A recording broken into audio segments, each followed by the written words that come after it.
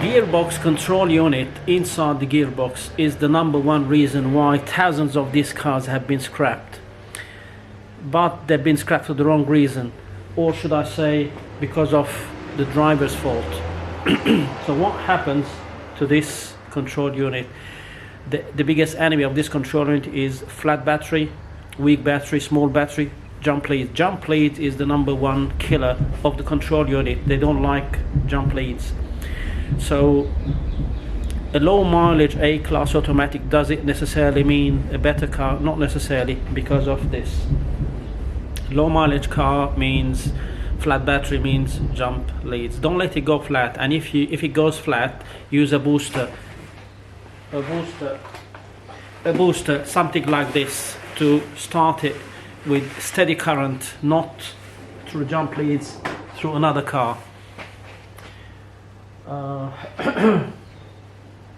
I removed a engine mount here because I'm preparing to rebuild the gearbox. The K1 clutch hub is here, and I got a new one here. This is the last one I have. If any of you knows where to buy these, please drop me a message and I'll be very happy, because I need some of them here. This is the K1 clutch hub.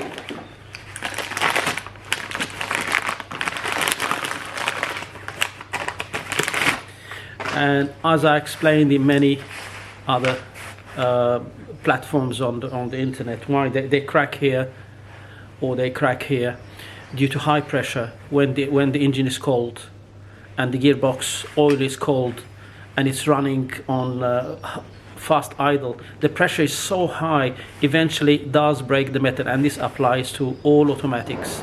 All automatic cars, whatever you drive, you need to warm it up before you put it in gear. At least it goes until it goes down to 1000 RPM. Try not to put it in gear when it's above that, because you're risking breaking your gearbox. You can end up scrapping the car, because this job and this part is getting more and more expensive, and you don't want that.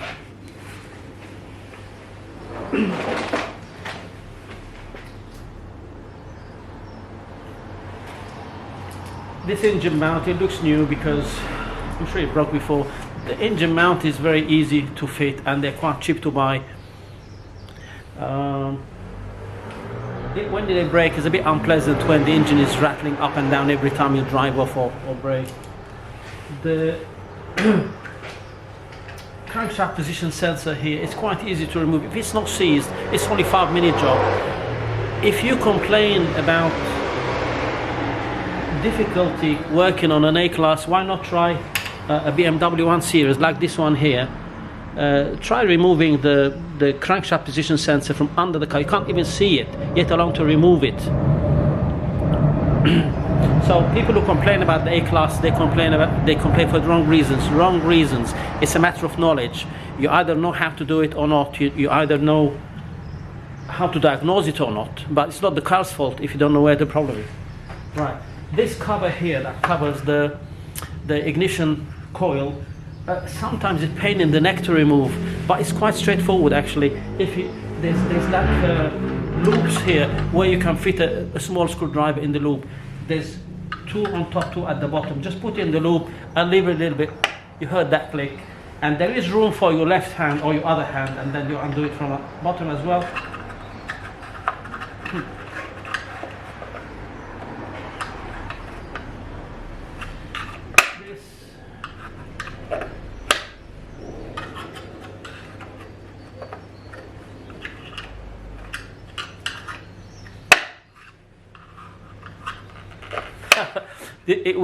Believe me, it was easier last time I did it.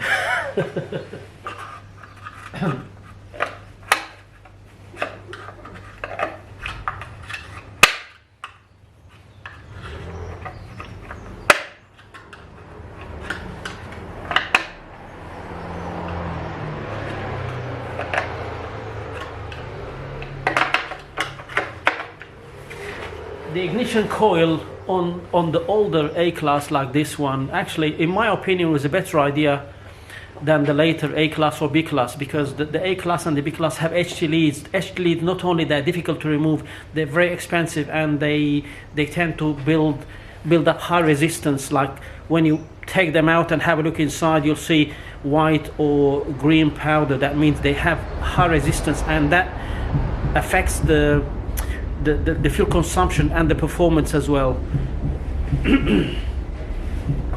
Now, in my opinion, it's a bit better. Just put it back, just click it back on. And I did make a video about how to replace the spark plugs on this model. I'll put a link down below.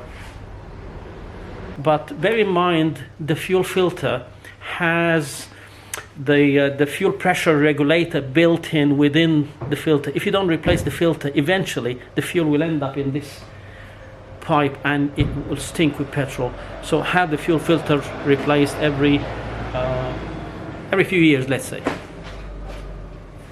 Yes, the oil filler neck. Oil filler neck and the droplets of water in the filler cap. Droplets of water is okay, it's not the end of the world. And also sometimes you'll see this yellow gunge in the filler neck. A little bit of gunge in the filler neck is okay. In some cases that gunge, it fills the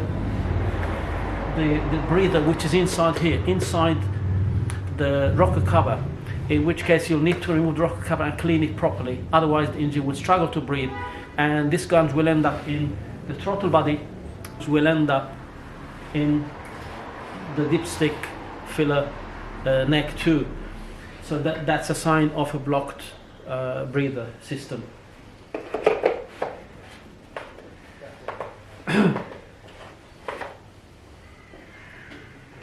The throttle body. The throttle body is very important, not only for the running and idling of the engine, but also it's very important for the automatic gearbox, because it controls the amount of air going to the induction system. And you have, I don't think this one has,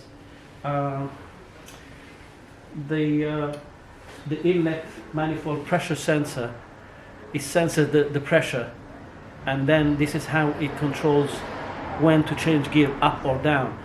So if this is dirty, sometimes it will stick on the high idle for too long and then obviously you want to drive off. So it's better for you that you have the throttle body cleaned regularly. I do it once every 2 years. The car runs a lot better.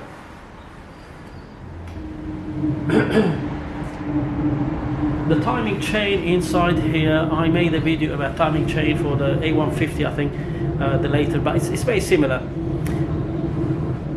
On the W169, the timing chain will rattle before it fails. In this model, it doesn't rattle.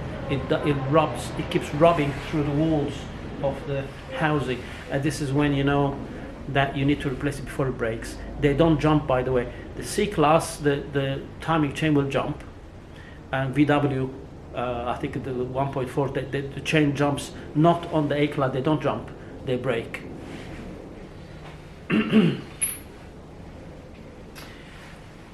Underneath here, you have, under the engine, you have an outlet where, if you want to drain the coolant from the engine, like I did now, because I don't want to make a big mess. This is the tool you use. This 6mm hexagonal, and you put it under there to undo it, so you can drain the water. It's when you look under the car, it's right on top of the drive shaft, but easy access if you use a tool like this. Not longer, not shorter. The drive belt.